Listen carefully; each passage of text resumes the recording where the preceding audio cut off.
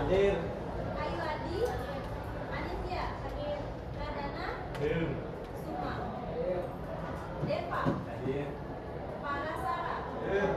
Rian, Hadir. Cynthia, Jenny, Aditya, Berliana, Celia, Rian,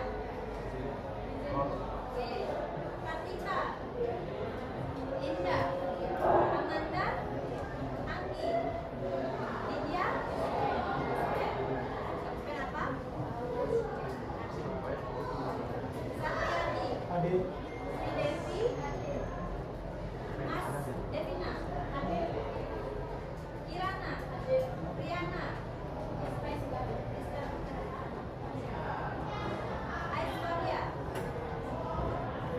Aishwarya,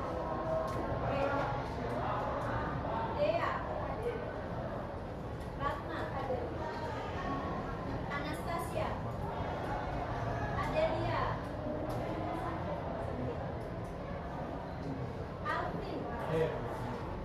Diana, Pratama, Andika. Oke, semuanya lengkap ya. Ada yang masih di luar? Oke.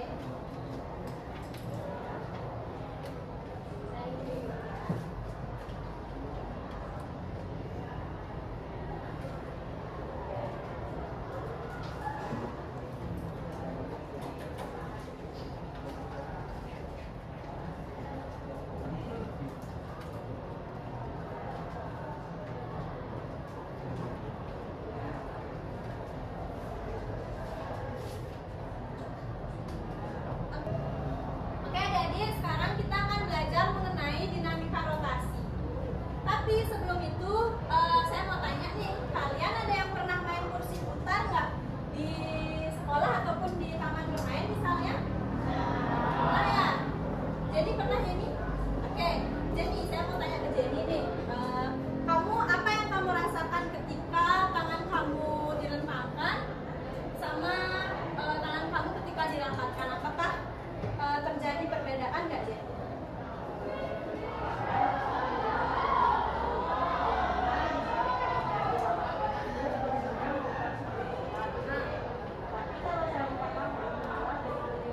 Wah, kenapa ya bisa kayak gitu Jenny? Karena gaya putarannya berubah. Gaya putarannya berubah. Oke, saya simpan dulu jawabannya ya. Adik-adik yang lain ada pendapat yang lain? Saya Oke, Pratama. Oke, apa tuh pendapatnya? kalau menurut saya sih karena berat badan itu berubah-ubah. Berat badan berubah-ubah. Oke, apakah masanya akan mempengaruhi? Oke, kita cari tahu ya. Hari ini kita akan belajar tentang dinamika rotasi. Nah, hal yang saya sebutkan tadi itu, kursi putar merupakan contoh dari kehidupan nyata tentang dinamika rotasi. Jadi kita akan mempelajari hal itu dan kita akan menjawab kenapa fenomena itu bisa terjadi. Oke. Adapun tujuan pembelajaran kita yang pertama adalah belum di slideshow ya, sorry.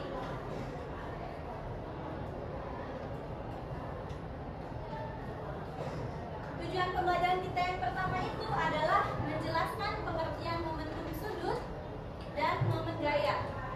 Kemudian yang kedua menunjukkan hubungan antara momen inersia, kecepatan sudut, dan momentum sudut. Dan yang ketiga menganalisis sistem rotasi seperti katrol dan bola benda yang menggelinding. Yang terakhir yaitu menentukan syarat kesetimbangan benda tular dalam kehidupan sehari-hari. Oke, sebelum lanjut kita tonton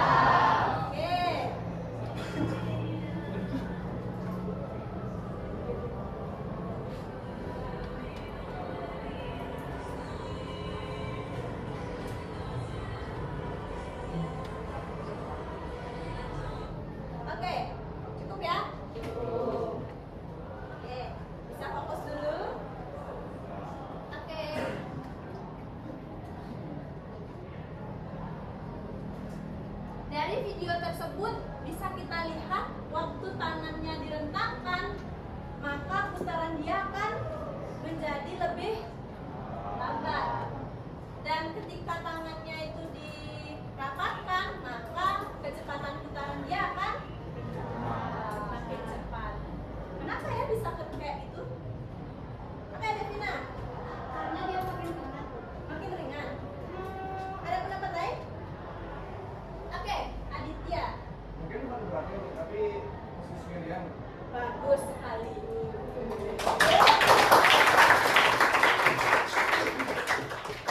Jadi hal tersebut dipengaruhi oleh hukum kekekalan momentum sudut namanya. Ketika sebuah benda bergerak berotasi, tidak ada gaya luar yang mempengaruhi atau torsi eksternal yang mempengaruhi, maka benda tersebut hanya bisa berubah dengan kecepatan atau dengan gaya internal. Gaya internalnya apa? Tangannya direntangkan, tangannya dirapatkan, maka kecepatan sudut dari benda tersebut, pemain tersebut akan lebih lambat atau lebih cepat. Oke. Kenapa ya? Kalau misalnya momen inersianya itu besar, maka bagaimana kecepatannya? Atau misalnya momen inersianya mengecil deh, kecepatan sudutnya? Oke, Julian. Berarti kecepatannya naik. Kalau misalnya momen inersianya kecil, ya benar sekali. Jadi kalau misalnya momen inersianya kecil, maka kecepatan benda itu akan besar. Misalnya nih, kalian punya benda kecil masanya. Itu kalau kita analogikan, kalau kita pikir logika, dia akan berputar lebih cepat atau mudah diputar atau susah untuk diputar ya? Mudah kan? Tapi kalau kita punya benda yang masanya besar, ketika diputar maka kecepatannya akan kecil atau tidak bisa diputar, susah untuk diputar. Itu yang dinamakan dengan hukum kekekalan momentum sudut. Jadi kita lanjut ke fenomena yang tadi. Ketika tidak ada gaya torsi yang mempengaruhi atau torsi eksternal yang mempengaruhi sebuah benda itu bergerak, maka kecepatan sudutnya bisa kita katakan L sama dengan, kalau momentum sudut itu kan L ya, persamaan momentum sudut itu adalah L sama dengan, bisa dilihat waktu ini kita sudah belajar momentum sudut sama dengan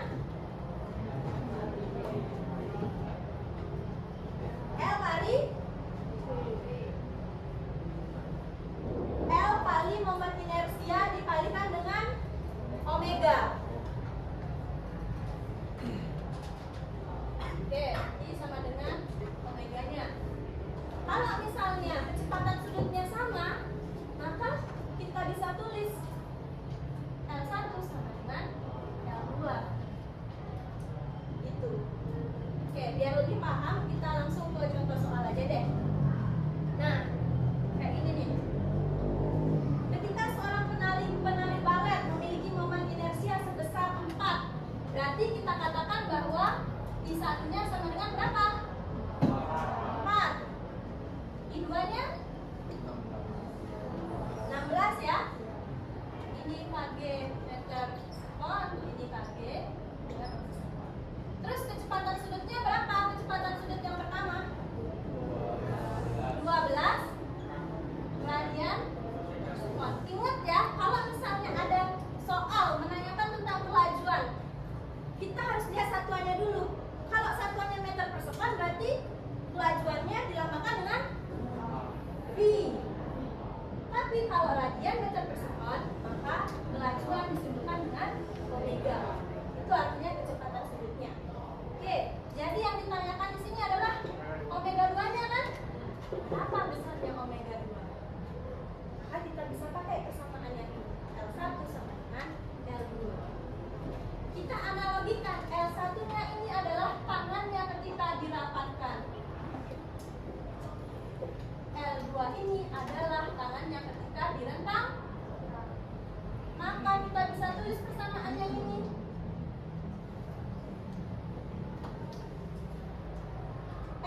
sama dengan R2 akan sama dengan I1 dikali omega 1 sama dengan I2 dikali omega. I1 nya berapa? 4 dikali 12 sama dengan I2 nya berapa? 16 dikali omega 2. Maka 4 kali 12 akan sama dengan 8 kali 16 kali omega 2. Jadi omega 2 sama dengan 48 dibagi 16. Berapa? Berapa? 3 radian per sektor. Kita lihat lagi. Ketika momen inersianya 4 kg meter kuadrat, omeganya adalah 12 radian per sektor. Kita lihat, asumsikan kalau misalnya momen inersianya kecil, maka kecepatan sudut dia akan lebih besar. Begitu sebaliknya, ketika momen inersianya besar, maka kecepatan sudutnya akan kecil. Sampai sini paham? Oke.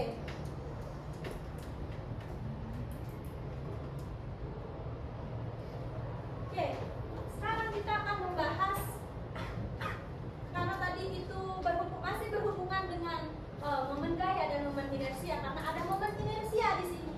Jadi kali ini kita akan bahas momen gaya atau hubungan momen gaya dan juga momen inersia. Kita tahu bahwa hubungan momen gaya itu disimpulkan dengan torsi sama dengan momen inersianya dikalikan dengan alfanya. Itu dia tadi contoh perhitungan hubungan momen gaya dan momen inersia. Nah, contoh penerapannya di kehidupan sehari-hari, misalnya kita mau buka baut yang dipasang terlalu keras.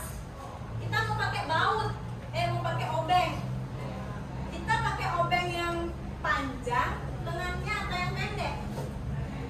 Oke, ya. Yang panjang ya. Kenapa tuh? Karena semakin panjang lengan gaya, semakin besar momen gayanya, jadi lebih gampang buat buka. Oke, bagus. Tepuk tangan buat Dea dulu. Jadi kita tahu bahwa semakin panjang lengan gayanya, maka benda akan lebih mudah untuk berotasi. Tapi kalau misalnya lebih pendek atau dia mendekati poros, maka dia akan susah untuk melakukan rotasi. Paham ya? Ada yang ingin ditanyakan? Oke, bisa kita lanjut? Kenapa nih? Masih pagi nih? Kok lemes? Bisa nggak? Bisa. Oke, bisa kita lanjut? Bisa.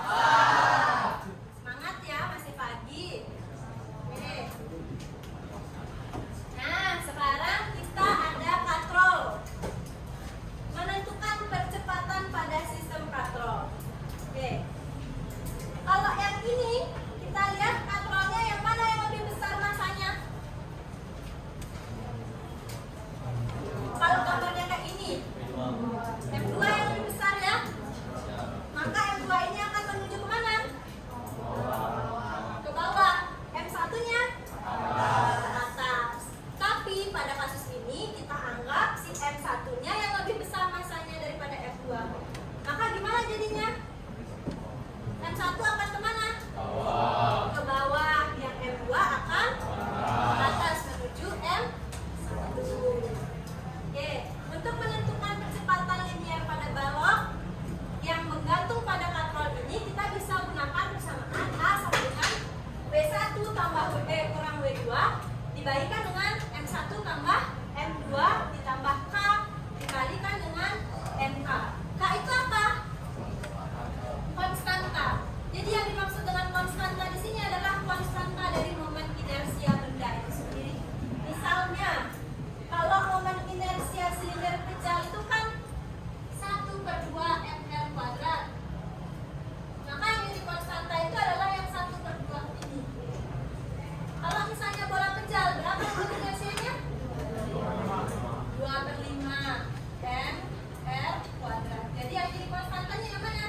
2/5. Bagus. Oke. Kemudian untuk menentukan percepatan katrol kita bisa pakai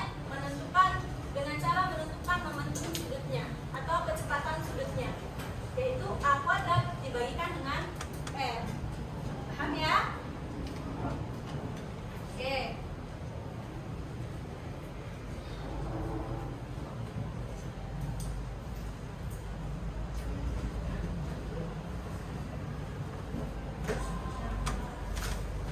Ini contohnya. Dua buah ember dihubungkan dengan tali dan katrol silinder bejal. Momen inersia bendanya menjadi setengah mr kuadrat kalau misalnya bendanya silinder bejal. Nah, kemudian dia memiliki jari-jari 10 cm ditahan dalam kondisi diam. Kemudian dilepas seperti gambar berikut. Jika masanya 5 kg, M1, M2-nya 3 kg, maka M1 ini arahnya kemana kalau dari gambar?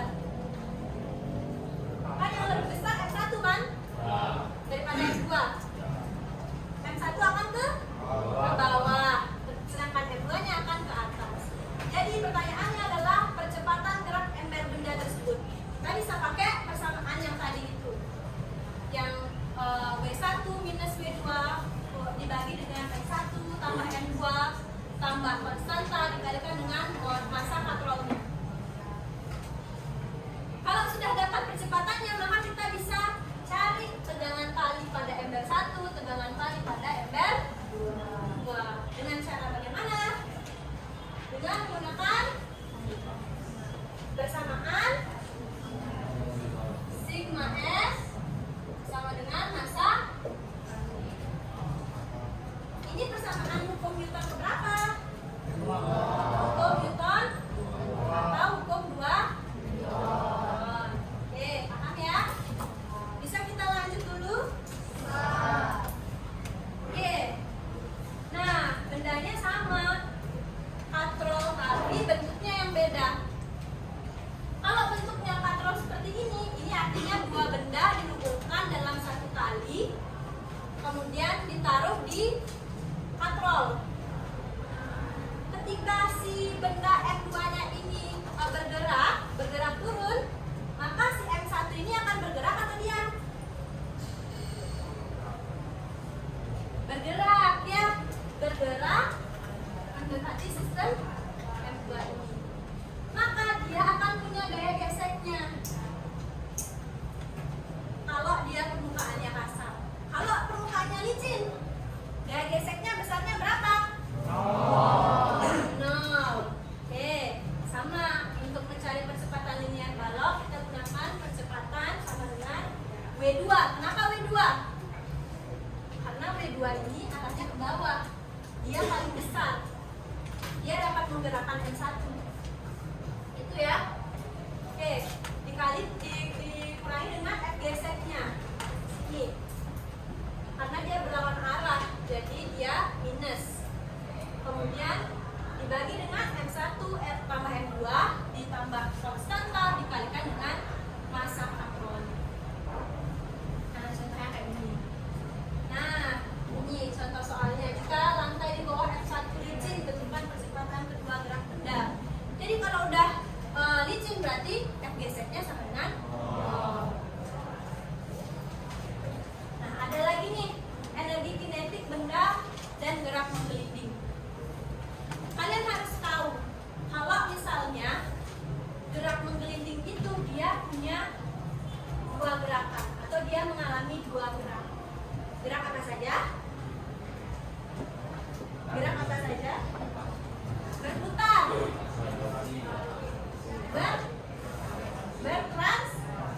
Bertranslasi. Jadi ketika benda itu menggelinding, dia akan punya dua gerakan, translasi dan juga rotasi. Translasi itu artinya dia bergerak lurus, sedangkan berotasi dia berputar. Kalau misalnya kita taruh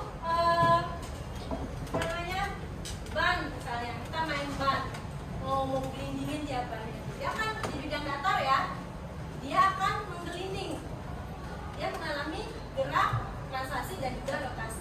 Pernah perhatikan itu? Sering ya?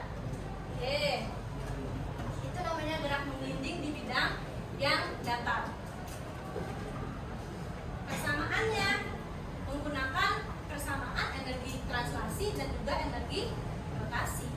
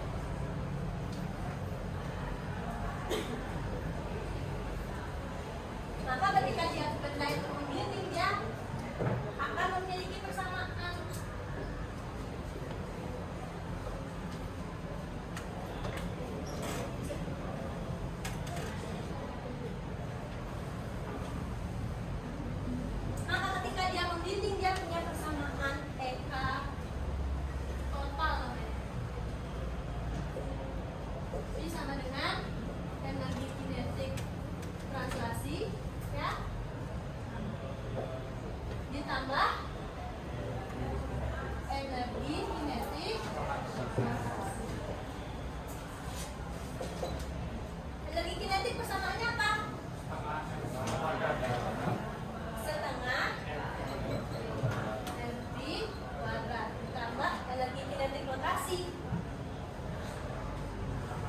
Nah, ini setengah mr kuadrat dikali dengan omega.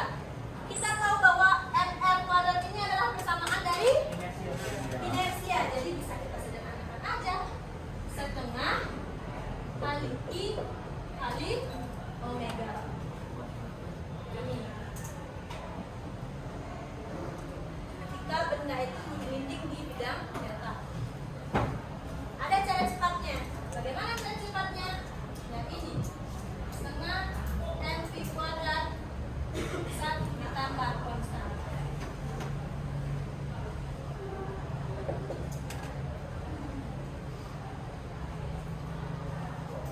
Misalkan dicatat. Oke, cara cepatnya ya. Oke. Bagaimana kalau misalnya benda itu menggelinding pada bidang yang miring? Kalau bendanya miring, bentuknya seperti ini. Dia punya ketinggian. Lalu yang dihitung apa? Yang dihitung adalah kecepatan benda ini ketika dia sampai di permukaan bidangnya atau di dasarnya. Jadi persamaannya adalah kelajuan sama dengan 2GH atau akar 2GH. G itu apa? Gravitasi. H itu adalah ketinggiannya. Dibagi dengan 1 ditambah konstanta. Konstanta sama. Konstanta itu konstantanya moment inersia. Oke. Paham ya? Selanjutnya kita belajar yang namanya kesetimbangan benda tegak. Kesetimbangan benda tegak ini adalah ketika suatu benda atau keadaan suatu benda tidak mengalami dua gerakan tadi. Gerakan apa aja? Translasi dan rotasi. Jadi kalau kesetimbangan benda tegak dia tidak mengalami hal itu. Kedua hal itu, dia tidak bergerak lurus, dia tidak berrotasi. Jadi syarat untuk benda tersebut dapat dikatakan seimbang atau setimbang itu adalah sigma F sama dengan 0 atau sigma torsi sama dengan 0. Artinya resultan gaya yang diberikan atau resultan gaya dari momen tersebut harus sama dengan 0. Oke. Kemudian kesetimbangan benda itu dibagi menjadi 3 jenis. Apa saja? Stabil, labil, netral. Oke. Stabil itu kayak gini. Ini stabil ya. Jadi ketika si benda stabil ini diberikan gaya luar dan setelah gaya luar itu akan dihilangkan, maka benda ini akan bergerak mengikuti titik beratnya. Kalau titik beratnya si stabil ini dia bergerak ke atas. Jadi ya dia ketika gaya eksternalnya dihilangkan, dia akan bergerak naik, akan kembali ke posisi sini. Gitu ke sini. Intinya dia bergerak naik dan kembali ke posisi awalnya. Kalau dia bendanya stabil. Tapi kalau bendanya labil, dia akan mengikuti titik beratnya. Titik berat dari benda yang labil itu bergerak ke bawah. Jadi ketika dia dikasih gaya eksternal dan gaya eksternalnya itu dihilangkan, dia akan bergerak turun ke sini. Dia nggak akan bisa kembali ke posisi awalnya. Gitu. Paham? Kalau netral, ya dia nggak akan bergerak. Dia akan tetap titik beratnya. Nggak bergerak ke atas, nggak bergerak ke bawah. Misalnya nih, saya kan main jungkat-jungkit. Saya main jungkat-jungkit sama Ricky deh. Tahu jungkat-jungkit kan Ricky? Jungkat-jungkit kan ada papan, 2 orang duduk di sini. Ketika si siapa namanya? Ricky duduk di sini, maka saya akan naik. Kalau masanya Ricky lebih besar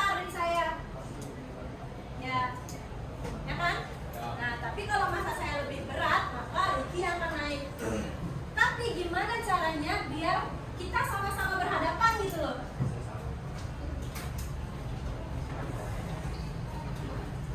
Gimana caranya biar kita sama-sama di atas? Bukan di atas, kayak ya sejajar. Gimana caranya? Kayak Abdi, Pradana. Ya, jadi kan orang yang masalahnya itu lebih berat, dia Ya. akan lebih dekat dengan titik tumbuhnya Bu. Oke. Lebih dekat, dia tidak menjauh dari tahu kan kaki ini Bu. Ya. Jangan ibu yang menjauh juga Bu, tapi deketin dengan titik tumbuh yang kan juga dekat ada teman. Tapi ibu udah itu dekat dengan titik tumbuh supaya dia stabil. Bagus. Karena dulu Pak. Benar ya. Jadi caranya biar kita setimbang itu rasanya yang lebih berat tuh harus dekat dengan titik tumpunya. Jadi jangan saling berjauhan gitu. Jadi dekat dengan titik tumpunya atau paus. Oke. Saatnya jam kedua dimulai. It's time to begin the second lesson. Oke. Saya mau kalian untuk berdiskusi dengan teman duduknya, ya, mengerjakan kasus yang ini, kasus yang saya sampaikan tadi. Silakan mulai dikerjakan.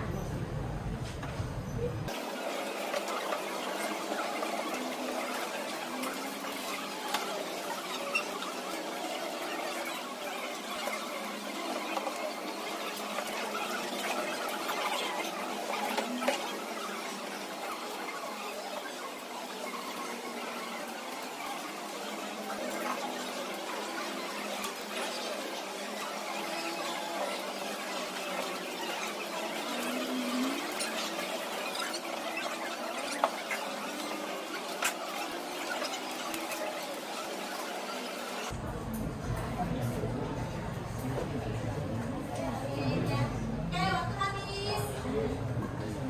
Kelompok siapa yang mau jawab yang A?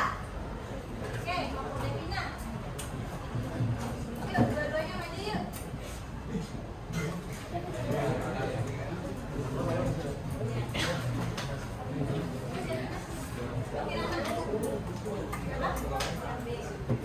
Oke, yang cowok nggak apa-apa ya kalau yang ini yang B. Ya, saya mau. Mbak Kirana sama Deden, yuk maju yuk. Ini satu tulis satu. Ya kalian B ya. Satu tulis satu baca ya. Ya. Oke.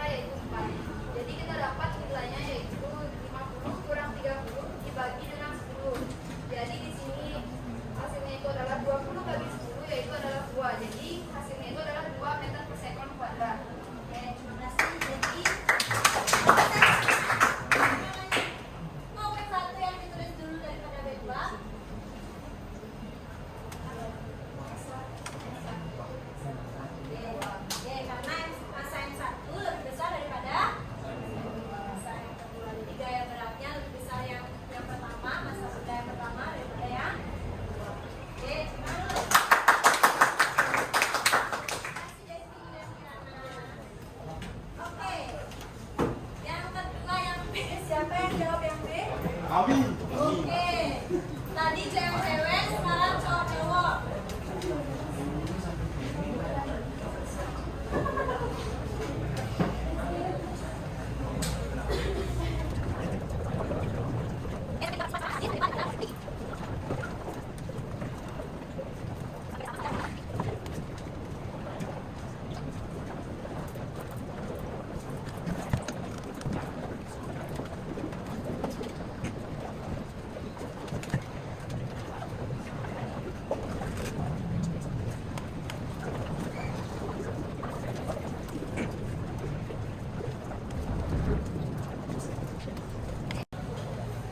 Oke, jadi sini saya akan jelaskan kenapa saya bisa dapat ini. Jadi kita pakai rumus apa tadi? Oh, jadi yang ditanyakan itu tegangan kali 1. Nah, kita masukin dulu rumusnya sigma F sama dengan M kali A. Lalu kita jabarin jadi ini P1 min P1 sama dengan M1 kali A. Kenapa kita pakai rumus P1 min 1? Karena arah dari ember itu ke bawah. Jadi ini lalu kita masukin 50 min P1 sama dengan 5 kali 2. Kenapa bisa dapat 50? Karena M1 kali gravitasi, M1 itu 5 dan gravitasi 10 dapat 50. 50 min P1 sama dengan 5 kali 2, 50 min P1 sama dengan 10. Lalu kita pindahin 50 ke sini, P1 sama dengan 50 min 10 kita dapat 40. Semangat buat kelompok ganteng. Kenapa W1 ditulis duluan? Karena arah embernya itu ke bawah. Jadi yang lebih besar adalah W1 atau M1. Oke, jadi ditulis duluan kayak gitu. Oke, paham ya? Oke, sama duduk kelompok ganteng.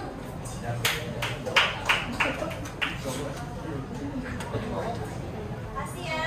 Nah, sekarang tinggal sisa yang C. Siapa mau? Oke, kelompok Julian. Tangan buat dikasih. Oke, sekian itu dia tadi ya materi kita hari ini. Semoga apa yang kita lakukan atau pelajari hari ini dapat bermanfaat untuk kita semua. Dan oh ya, kalian mau sumatif kan ya? Semoga sumatif kalian dilancarkan dan bisa menjawab bersama kita ya. Amin. Saya nggak mau kalian jawabnya asal-asal. Oke.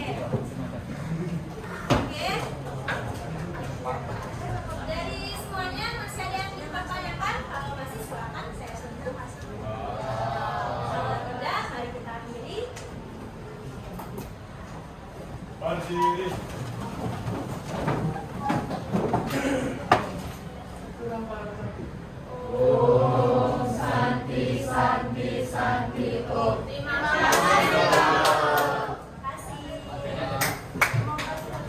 Produknya apa? Ini